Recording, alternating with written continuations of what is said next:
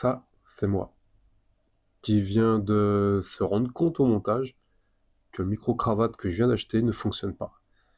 Donc la première partie de la vidéo se fera en voix off. Merci à vous, bon visionnage. Salut tout le monde. Aujourd'hui on va voir ensemble qu'on va faire un bon entretien sans prise de tête. C'est un vieux véhicule dont je ne connais pas du tout l'historique, donc mieux vaut repartir sur une bonne base. On va donc s'occuper aujourd'hui de vidanger l'huile moteur, changer le filtre à huile, changer le filtre à essence. Pendant qu'on y est, on fera aussi la vidange du pont avant et la vidange du pont arrière. On va y aller tranquillement, étape par étape, vous allez voir, c'est plus simple qu'il n'y paraît. Il suffit juste d'avoir des outils de base et de prendre son temps. Voilà.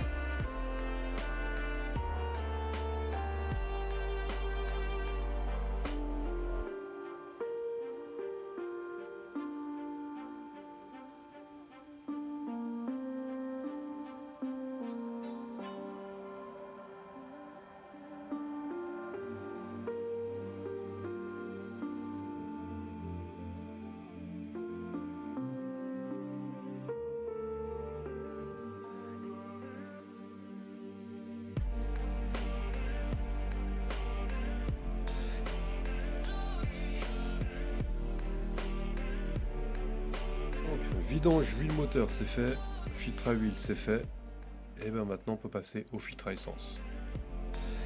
Le filtre à essence pour ma part sur mon LJ 413 il est ici. Alors, je sais pas s'il a cet emplacement pour tous les véhicules.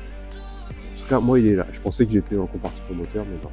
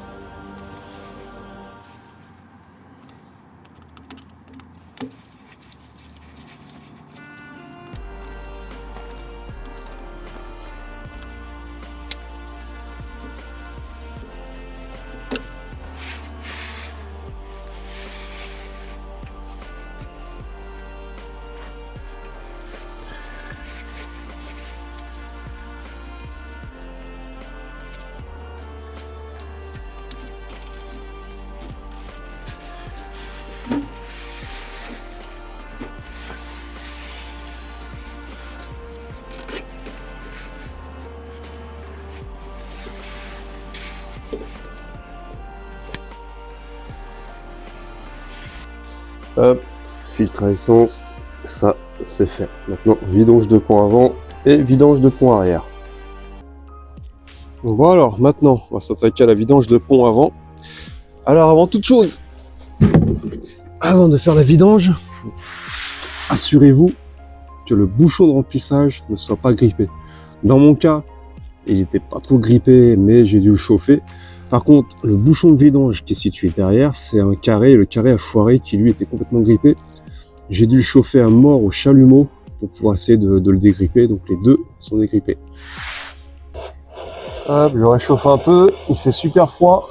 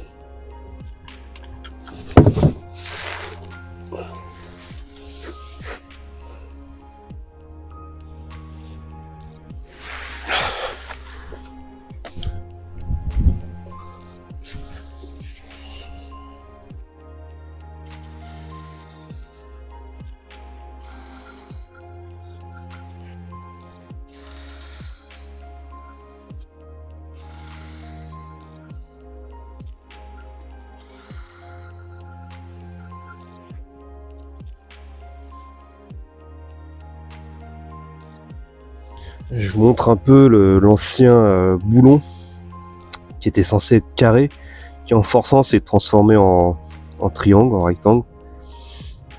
Voilà. Donc ça c'est l'ancien. Et ça c'est le nouveau. Voilà. Pour le prix que ça vaut, 3 ou 4 € sur Master Forest, autant le changer, sachant que celui-ci il est aimanté. Du coup, toute la merde, la limaille de fer va venir se poser dessus. Et ça, c'est une bonne chose. Voilà. Quand on compare les deux, pour 3 euros, il n'y a pas photo, il faut les changer, quoi. Sachant qu'il ne faut pas les serrer en force et que maintenant que ça sera fait régulièrement, il n'y a pas de souci. Ça reviendra plus facilement, quoi.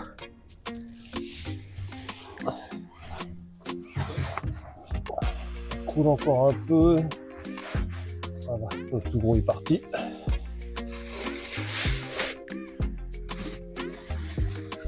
On va aller faire un petit coup de nettoyage en dessous.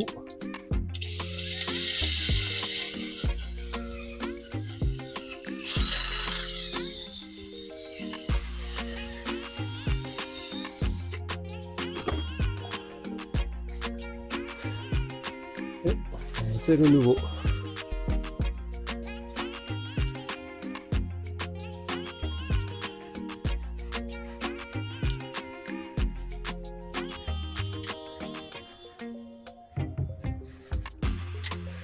Celui-là, je crois qu'il est légèrement plus grand que l'autre.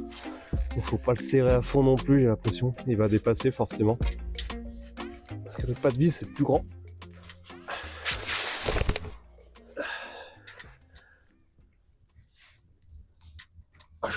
Hop.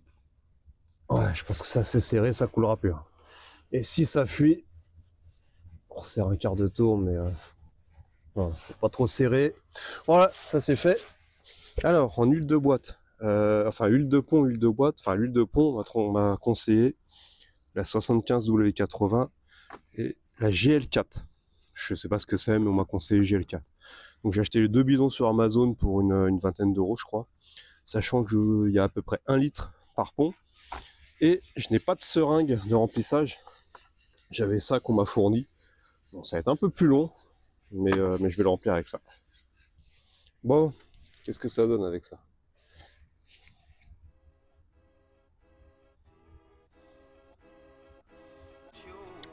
Ouais, je crois que ça va être long à remplir avec ça, mais bon. J'ai que ça sous la main, gratuitement. Hop.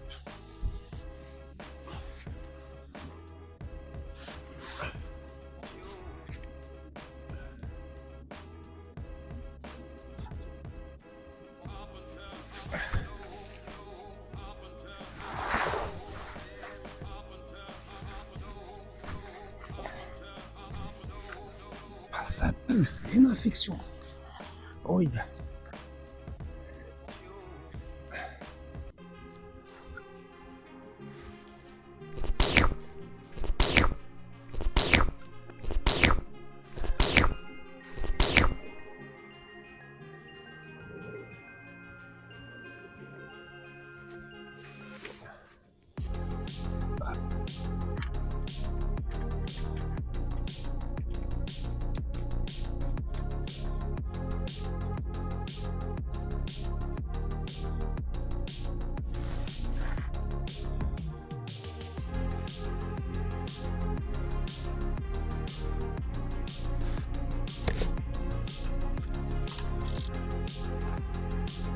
C'est comme un bourrin non plus. Et voilà. Alors étonnamment, j'avais cru lire sur les forums, les sujets de discussion qu'il n'y avait qu'1 litre. Seulement, j'en suis à plus d'1 litre. Alors là, il y a 1 litre que j'ai mis dedans. J'ai eu un accident. Je pense que j'ai reversé au moins 50 centilitres. Et celui-ci, du coup, il me reste un quart. Donc il y a plus d'1 litre et demi en fait pour le pont avant. En espérant qu'il n'y en a pas autant derrière, sinon j'aurais pas assez d'huile. Alors, hop, vidange pont avant, c'est fait. Alors, pareil de ce côté, hein, on s'assure que le joint de remplissage il s'ouvre. Moi j'ai dû le chauffer au chalumeau et l'avoir à la perceuse, à la visseuse à choc parce que sinon impossible de le déverrouiller. Il était bloqué.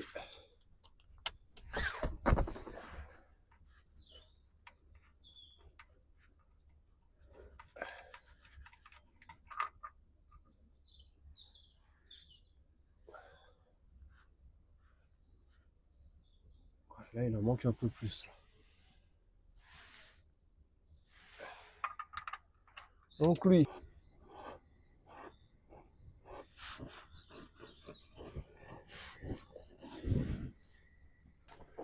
Alors, logiquement, c'est un carré.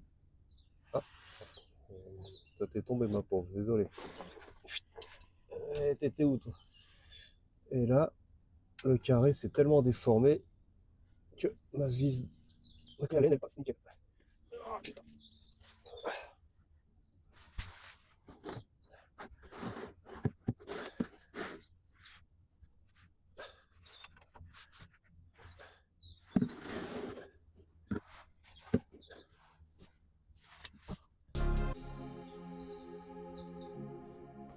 Hop là. C'est fait.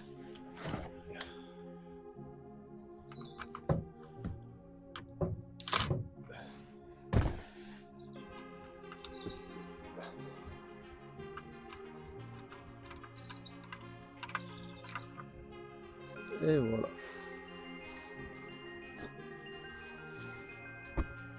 Elle est un peu plus belle que l'avant quand même. À la base, c'était censé être un carré. Et là, c'est plus trop un carré là. Tellement j'ai forcé pour l'ouvrir. Donc vaut mieux acheter des neufs à chaque fois. Hop.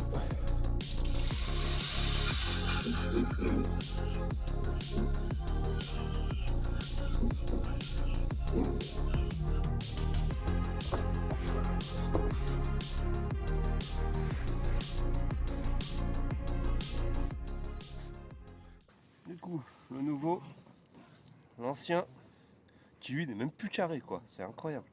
Je les ai enlevés avec une clé à laine en forçant. Pas d'aimant, rien. Sur les nouveaux ils sont aimantés, donc je vous les conseille.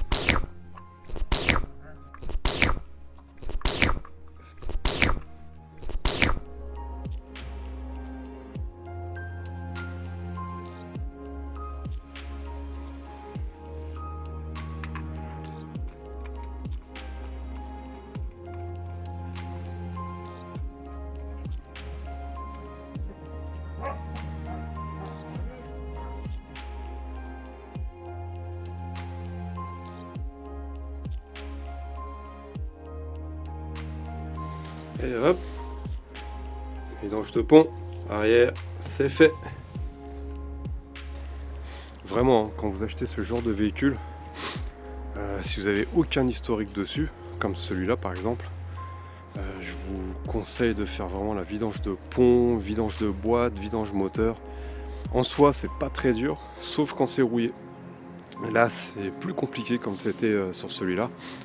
Mais vraiment faites-le, c'est des outils simples, il y a pas mal de tutos, pas spécialement pour ce véhicule, mais vous pouvez regarder des tutos de vidange de pont sur d'autres véhicules, c'est exactement la même chose. Il faut juste faire gaffe à l'huile, tout simplement, à l'huile qu'on met dedans. Voilà, prochaine étape, ça sera vidange de boîte, ça sera vidange de boîte de transfert, après nettoyage capote, et ponçage, nettoyage du moteur, changement des durées, distrib. Et ensuite il finira en peinture Raptor. Voilà, mais tout ça, ça sera dans d'autres vidéos. N'hésitez pas à me dire en commentaire si vous voulez que je vous fasse d'autres vidéos sur la transformation ou pas. Voilà, à bientôt.